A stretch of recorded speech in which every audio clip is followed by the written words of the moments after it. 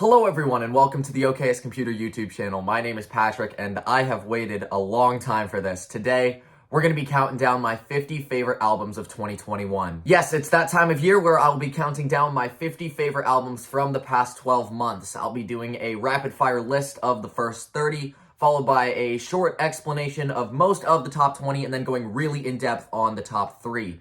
It's not that I don't have more to say about all of these albums, and I do really love all of them, but if I were to rant about all of them like I'll be ranting about the top 3, we would be here all day. Just some quick rules before I get started. The earliest release date that I allowed was January 1st of 2021, which means that albums like Bob's Son and Walking to Sky are eligible for the list, but albums from December of last year like Whole Lotta Red are not. Second, I'm only talking about studio albums and mixtapes, so no EPs or compilations or live albums. Finally, just a reminder that I need to make very clear all of this is my personal opinion that I am sharing just for fun. I have no authority over anything. None of this is to be taken seriously, and it's like I always say, opinions change, opinions disagree, and that is totally okay.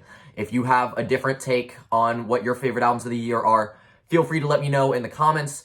Just be civil about it. Alright, and without further ado, here is the list. Starting at number 50, Cities Aviv with the crashing sound of How It Goes. Number 49, I had the self-titled Vince Staples album. Number 48, Billie Eilish with Happier Than Ever. Number 47, one of my favorite ambient records of the year, Mantra by DB. Number 46, the newest Clairo album, Sling. Number 45, undoubtedly one of the biggest pop albums of the year, Sour by Olivia Rodrigo. Number 44, Lucy Dacus with Home Video. Number 43, A Town Called Panic with Walking to Sky, what I think was the first great album released in 2021. Number 42, the Shoo Shoo Duets album, Oh No. Number 41, Nas with King's Disease 2. Coming in at number 40, the Rap Pharoah album, Bob's Son. Number 39, Rainbow Bridge 3 by Cemetery. Number 38, Godspeed You Black Emperor with Godspeed at State's End. Number 37, Nick Cave collaborating with Warren Ellis on Carnage. Number 36, Weezer's take on Baroque pop, OK Human. Number 35, Tyron by Slow Tie. Number 34, I had the new Brockhampton album, Roadrunner New Light New Machine. Number 33, the collaborative album by Sufjan Stevens and Angelo De Augustine, A Beginner's Mind. Number 32, Jeff Rosenstock completely reinventing last year's No Dream as Ska Dream. Number 31, I guarantee I am not pronouncing this right, I am so sorry, but it is Faux Chatterton with Palais d'Argile. Number 30, my pick for the single most underrated album to come out this year, Where You Built Your Nest by If I Promise. Number 29, the new Richard Dawson and Circle album, Hanky. Number 28, I had Jubilee by Japanese Breakfast. I had Hey What by Low at number 27. 26, Backxwash, I Lie Here Buried with My Rings and My Dresses. Number 25, the breakout album from Parannoul, To See the Next Part of the Dream. Number 24, Mercurial World by Magdalena Bay. Number 23, Hiatus Kaiyote with Mood Valiant. Number 22, Armand Hammer and The Alchemist with Haram. And number 21, Lil Ugly Mane with Volcanic Enemy Bird and The Voiced Concern. Okay, now we come to my 20 favorite albums of the year, starting with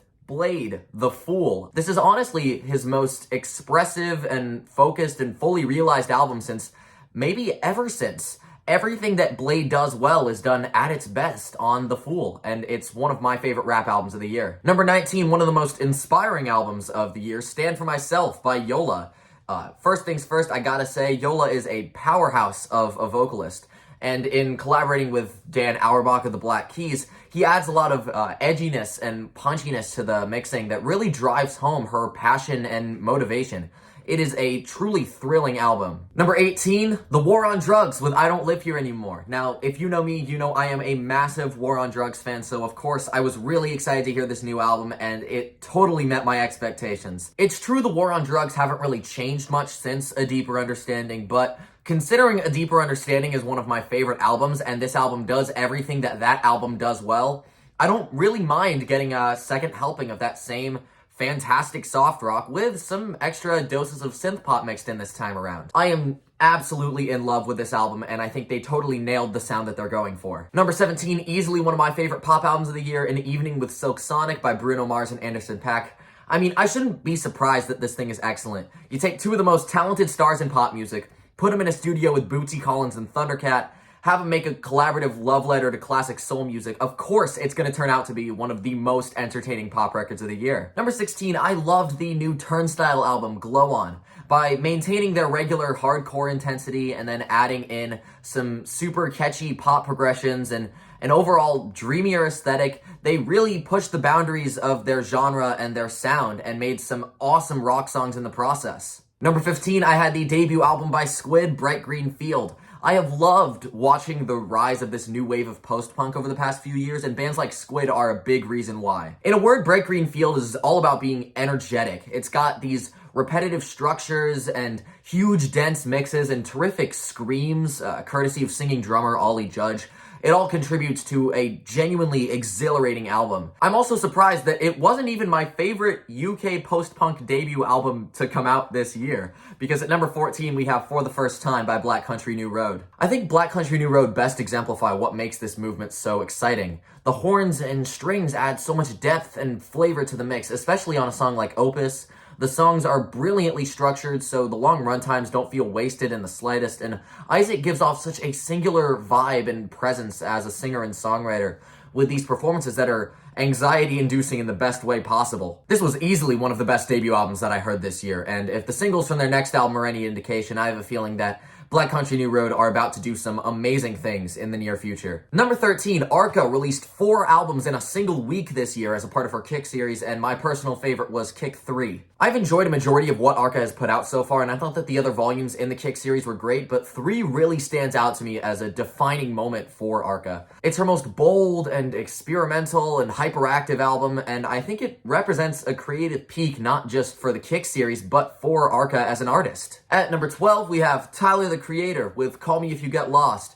After basically becoming a household name off of the success of Flower Boy and Igor, Tyler uses this album to remind us that even after making these 2 career-defining albums of pop and R&B music, he's still one of the best rappers out there today as well. And now that he's gained a lot more maturity from working on those last 2 albums, the result is some of the most fun and clever and memorable hip-hop of the year. It's like his own personal victory lap, and I love every second of it. Number 11, Porter Robinson with Nurture. I did forget to mention this in my favorite albums from the first half of the year video, and I am so sorry because, my god, this album is phenomenal. This album focuses heavily on themes of the ups and downs of nostalgia, and that is done so wonderfully in both its beats and its lyrics. The vocals are the best that we've heard from Porter Robinson to date. The whole project is consistently engaging despite being decently lengthy, and I found that the synths and the samples, they evoke a certain comfort that I found to be really effective. Okay, now we have arrived at my 10 favorite albums of 2021. Starting with number 10, the offline version of LP by JPEG Mafia. I love that Peggy has been consistently releasing music for around 10 years now, and he still continues to surprise and impress me with every new album he puts out. And now with LP, he is somehow 4 for 4 on making some of experimental hip-hop's most fun and forward-thinking albums. I think LP strikes an amazing balance between the manic aggression of an album like Veteran, the scattered experimenting of something like All My Heroes Are Cornballs, and the more melodic direction that he took on the EPs earlier this year to make an album-length summary of just how far he's progressed as an artist over the past few years. Okay, number 9, Black Dresses, Forever in Your Heart. Now, the breakup of Black Dresses led many to believe that Peaceful as Hell would be their final album, but I did not expect that they would surprise release a follow-up while still being separated and have it be just as incredible as Peaceful as Hell. Black Dresses may be done making music, but their brand of electro-industrial auto-tune chaos is as resonant and alive as ever. At this point in their career, they were just taking as many weird creative risks as they possibly could,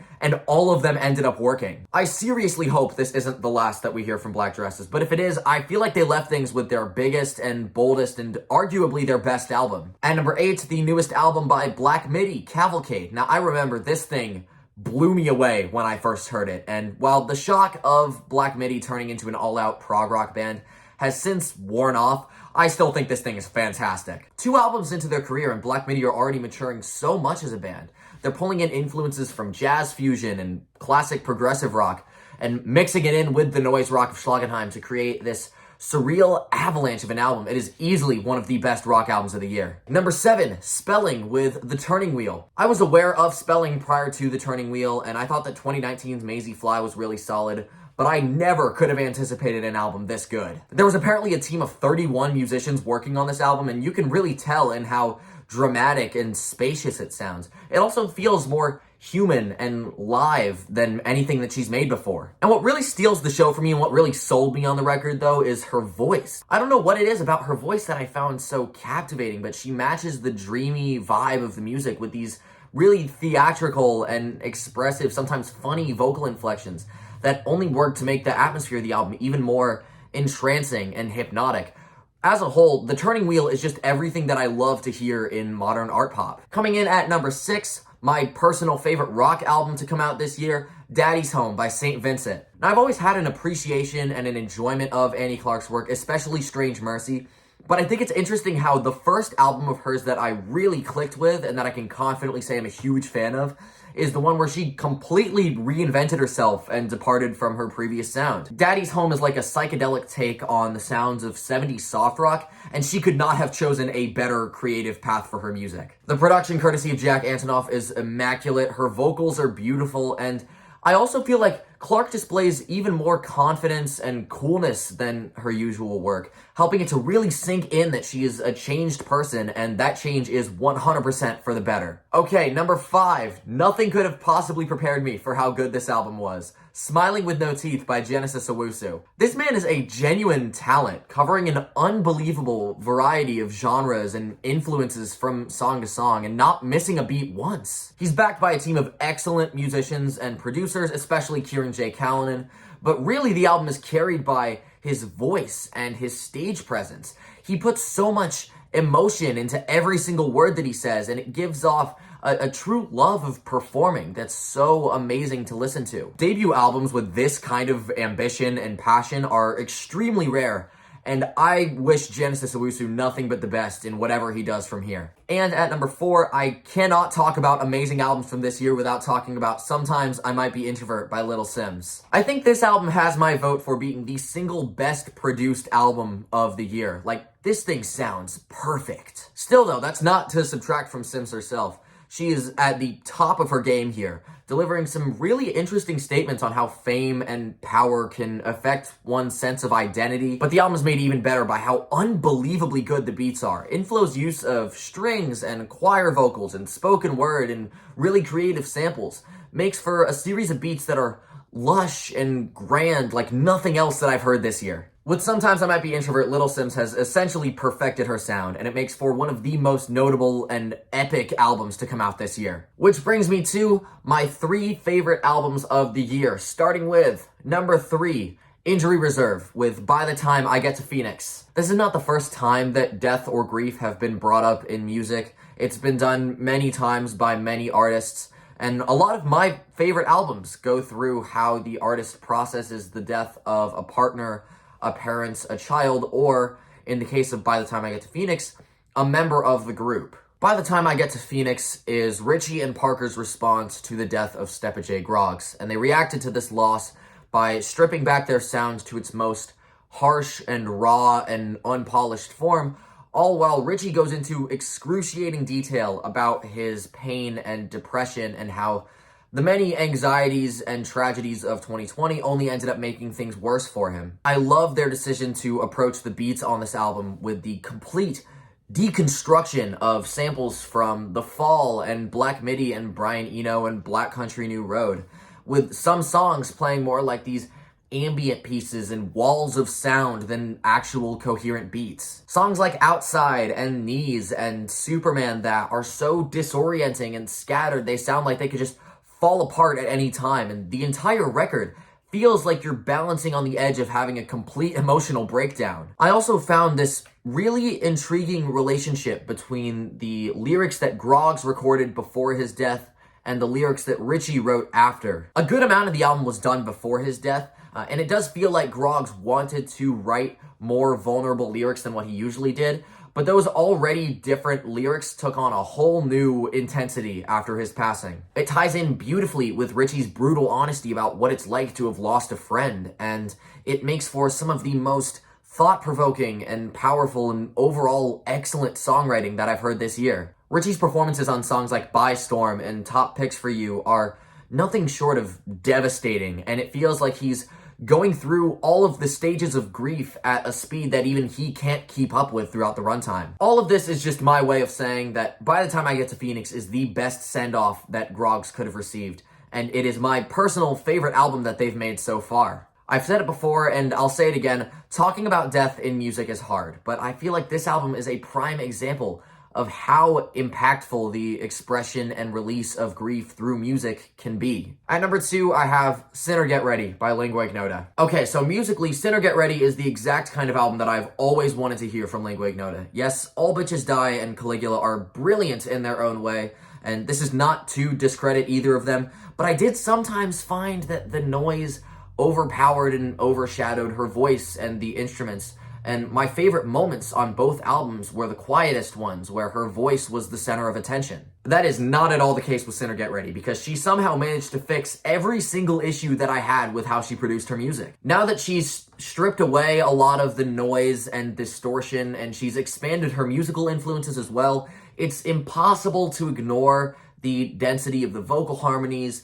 The distinct instrumental layers are a lot clearer and cleaner as well. The moments that do get really noisy hit a lot harder when they're in moderation, and it forces you to pay attention to the lyrics. Considering the immense pain that inspired Sinner Get Ready, I do feel hesitant to judge its lyrics like I would any other album. But it does need to be said that these are by far the best songs that Kristen has written to date. As if it wasn't enough that she has a breathtakingly beautiful singing voice, her lyrics describe this complicated relationship with religion with such poetic and impactful lyricism like nothing I have ever heard before. And boy, does she go into detail about these things, whether she is graphically describing what will happen to you if you don't repent for your sins, begging God to kill someone who has wronged her, describing the flaws within the heart of man, or accepting a fate of loneliness before transitioning into the afterlife. Every line of every song is one lyrical gut punch after another until I'm left at the end of the closer just feeling emotionally exhausted. It is a visceral and demanding album in its lyrics alone, and then factor in how beautifully produced and performed it is, and you get a truly singular and unforgettable experience. Even if you don't think it's one of the better albums to come out this year like I do, it cannot be denied that Sinner Get Ready is probably the most necessary album to come out this year. It can often be unnerving and confusing and disturbing, especially considering the real-life events that surround it, but this album absolutely needs to be heard. One thing you might notice is a common theme between albums on this list is change and musical experimentation that comes with growth over time. That also applies to my number 1 pick, an album made by a man looking to expand his musical horizons and bring together different genres in the best way that he possibly could. He found the perfect artist to collaborate and experiment with, and the result was an album that joined together 3 different eras and worlds of music and managed to find a perfect harmony between them. And that is the collaborative album between Floating Points, Pharoah Sanders, and the London Symphony Orchestra, Promises. Promises is an exercise by Sam Shepard in combining the worlds of jazz and classical and ambient. You can tell when listening to it that he put so much effort into making sure that each of those 3 were represented equally and that he got the best possible musicians to perform each one. It's almost unbelievable that he even got this collaboration to happen considering the legend status of Pharoah Sanders, but at the same time, I feel like nobody else but Sanders could properly express the emotion and the atmosphere intended for the song. Every person involved in Promises is a master of their instrument, and